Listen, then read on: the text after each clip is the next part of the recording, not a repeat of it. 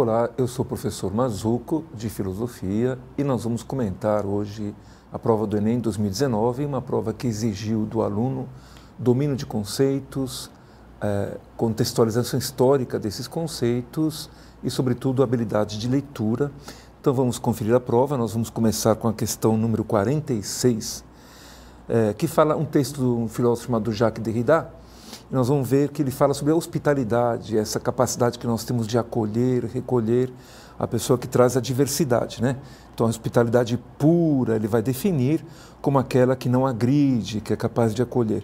E a pergunta é sobre como relacionar esse tipo de hospitalidade com a questão do imigrante hoje, com a questão da imigração. Então, evidentemente, a alternativa C, que fala a incorporação da alteridade. É importante o candidato lembrar que alteridade vem de alter, que quer dizer o outro, aquele que traz a diversidade. E incorporar significa aceitar na nossa convivência.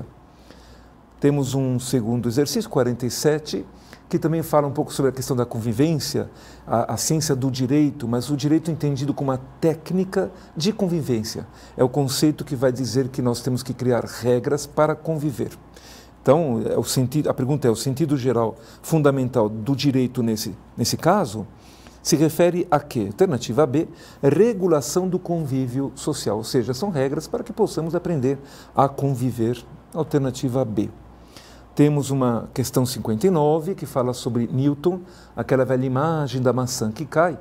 E Newton ele se pergunta o que aconteceu e ele propõe uma hipótese científica, a hipótese da existência de uma força, que seria a gravidade, que explicaria então por que os objetos caem até o chão. Ora, ao propor uma hipótese, ele está usando justamente o principal instrumento da ciência, que é a criação de hipóteses, a proposição de hipóteses. Essa é a pergunta, né? Qual é a dimensão fundamental da ciência, do exercício da ciência moderna? É propor hipóteses que podem estar corretas ou erradas. Alternativa C.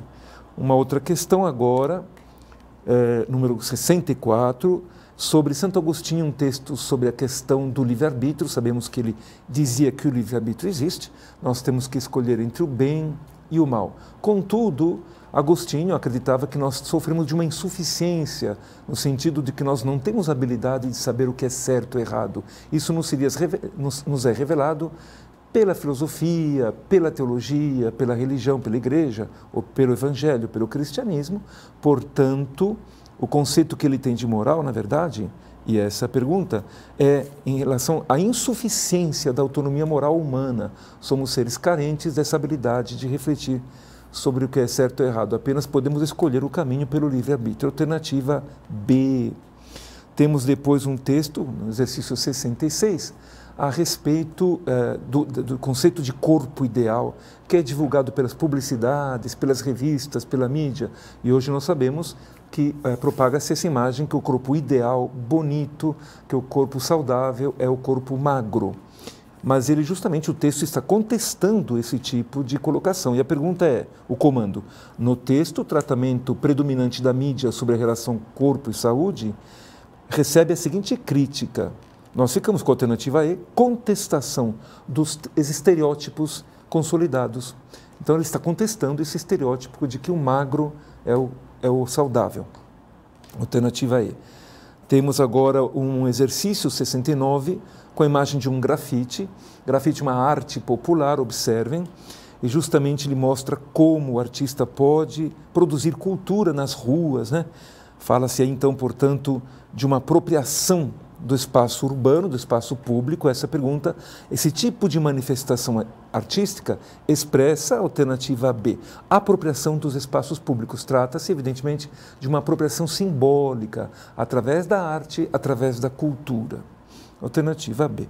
Depois temos um exercício sobre Immanuel Kant, número 70, dois textos. O primeiro é uma frase muito comum, muito conhecida do Kant. Ele diz, duas coisas enchem o ânimo de admiração e veneração.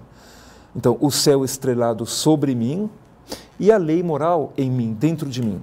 E aí nós temos uma fala de um poeta que ele inverte essa colocação. Ele diz, duas coisas admiro, a dura lei cobrindo-me e o estrelado céu dentro de mim. Então ele está contestando essa imagem do Kant. Portanto, essa pergunta, a releitura feita pelo poeta, está contestando o pensamento do Kant o quê? Alternativa E, a interioridade da norma, segundo Kant, já que ela está sobre a minha cabeça pesando na verdade, e a fenomenalidade do mundo, já que o céu estrelado está dentro de mim. Não é um fenômeno apenas externo, nesse sentido, alternativa elefante.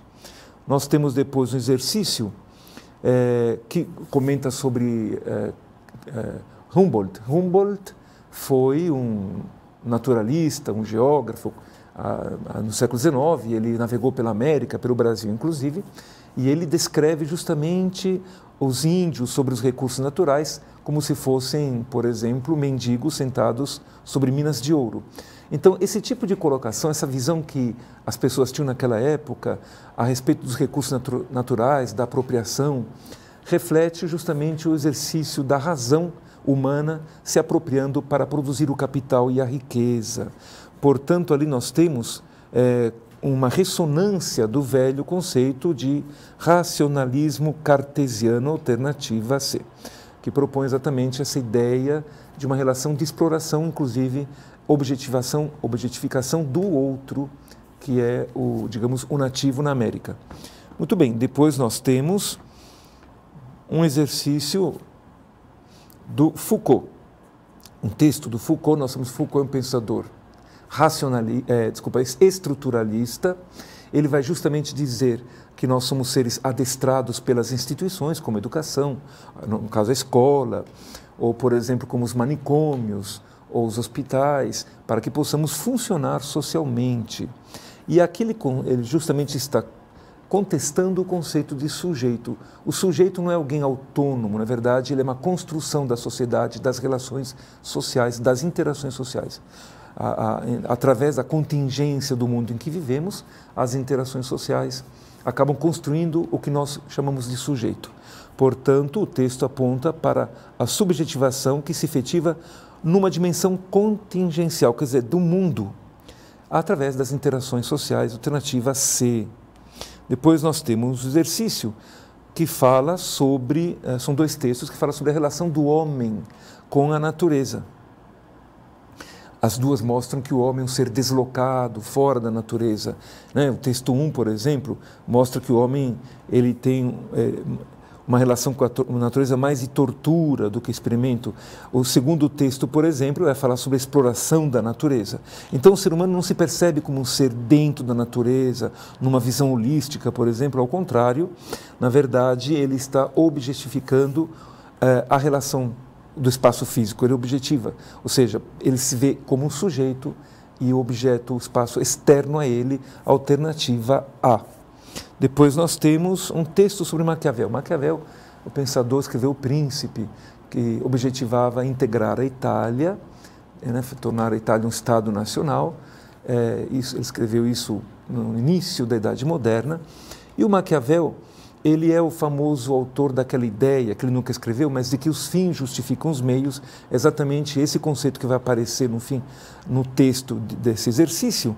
E, portanto, a pergunta é, Maquiavel, enquanto pensador, o que ele traz de novidade para a modernidade? Justamente esse conceito de que os fins justificam os meios, portanto, ele cria uma espécie de imoralidade própria, objetivando um bem maior, portanto, ele idealiza aquilo que seria correto fazer a partir da ideia de efetividade da moral alternativa A, em que os fins justificam os meios.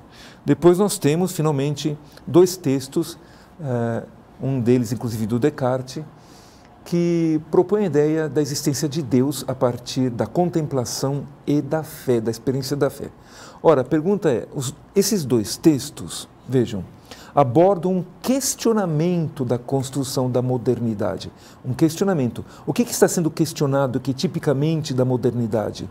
É justamente o uso da razão humana. A partir do momento que você introduz o conceito da contemplação da fé e a possibilidade da existência de Deus, está sendo questionado a questão da razão humana, os limites da razão humana, portanto, alternativa A. E aí termina a nossa prova de filosofia. Espero que vocês tenham saído muito bem.